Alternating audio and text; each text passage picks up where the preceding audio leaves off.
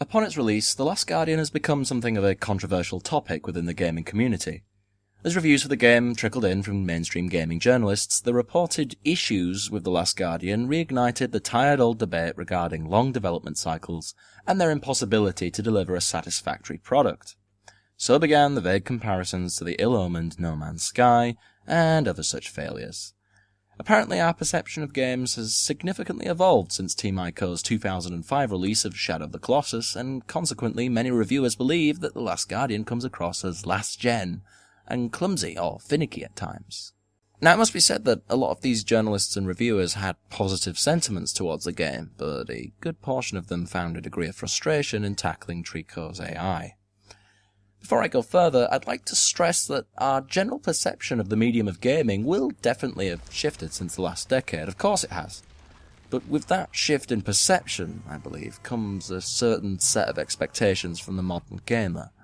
These days it's all about game length, 60 frames per second, graphical fidelity, and multiplayer features, and so on.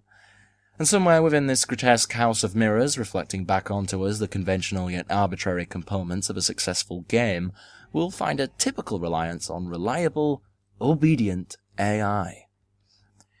One needn't have noticed the recent splurge of open-world RPGs to realise that obedient AI has been a must for players for quite some time.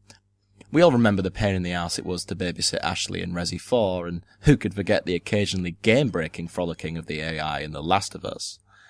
Nowadays we want our comrades in Fallout 4 to be especially reliable, and our companions in The Witcher 3 to run alongside us at the same pace. Don't get me wrong, I'm not knocking these things, they work perfectly well within the context of their own games. All I'm saying is, with excessive exposure to games that contain reliable and obedient AI, comes an expectance, perhaps even a dependence on AI that does as and when it's told. Admittedly, a game like The Last Guardian does not come along very often.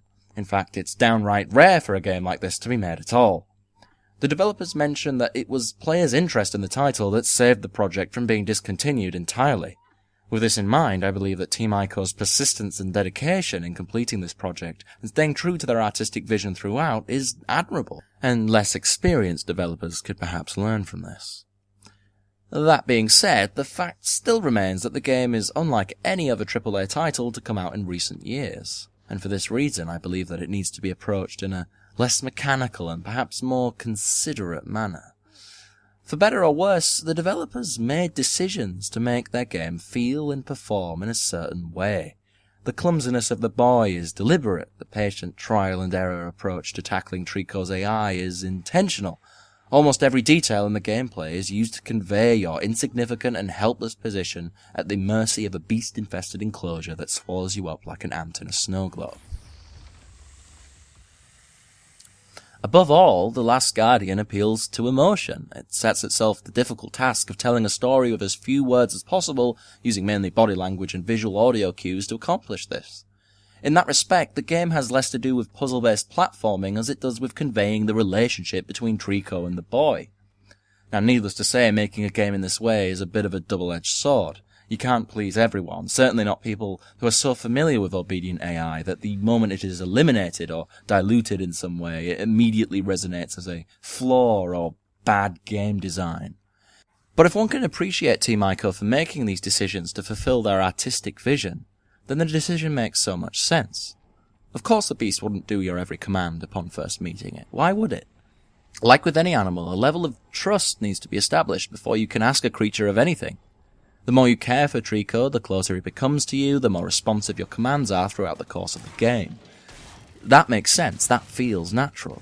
Again, it would be easy to classify Trico's disobedient AI as bad game design. On the contrary, since Team Ico's decision to make Trico behave in a believable and natural way works in favour of what they're trying to accomplish here, the design choice may actually be classified as quite the opposite. I know that there are some who would say that making an argument for Trico's AI to be an attempt at realism would be inherently wrong, since the game is about a giant bird-dog-cat-griffin hybrid and therefore not realistic. However, I would go as far to say that one who seriously believes this has seriously misunderstood the concept of realism, especially in relation to the fantasy genre. A game that employs realism does not necessarily mean that it is trying to be realistic, or in other words, identical to our own world. Developers and storytellers set out to make their worlds believable, even though they're not real. A lot of the time, when making these worlds, when creating these stories, the developer or storyteller will attempt to suspend the audience's disbelief by employing the device of realism. J.K. Rowling did it, Studio Ghibli did it, and Team Ico do it. Above everything else, Team Ico want you to believe in their game. You have to treat Trico as you would a real animal. You have to be patient and considerate. In my experience, the more you approach the game as an escort mission or a race against time to see the next area, the more frustrating it will inevitably feel when Trico doesn't immediately perform the task you've set him. No game is without flaws. It is true that you will find holes in the gameplay. The camera, for instance, will get caught in some awkward places sometimes, and some areas require more patience than others. A lack of patience will be detrimental to your experience. There is more than one time where sticking true to your gut instincts, even though they might not seem immediately correct, may win over button mashing the commands. Most times, simply asking Trico to perform a task once or twice will be enough for him to do it. At other times, if you are essentially manhandling Trico to go a particular way and he's consistently not up for it, that might be an indication to simply try something else. Use your head and you'll usually find success. And even if Trico fails an attempt, who are we to criticize the developers of the game for ensuring that Trico learns commands in a natural, relatable way? And for the love of God, whatever you do, never play this game with another person. The game is about your bond with Trico, and the best way to experience that bond is without the speculation of another person in the room making terrible suggestions or flippant remarks about how dumb or boring the game is.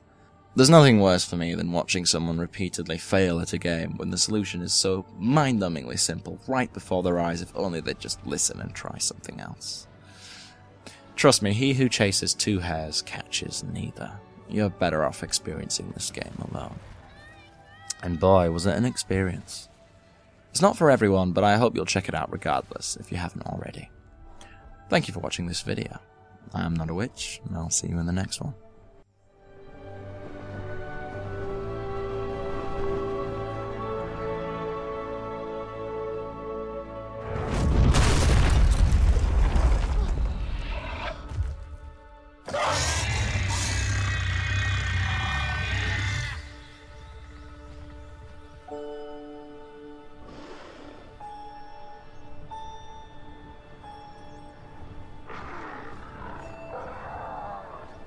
Nezo, イヤネビやってラテです。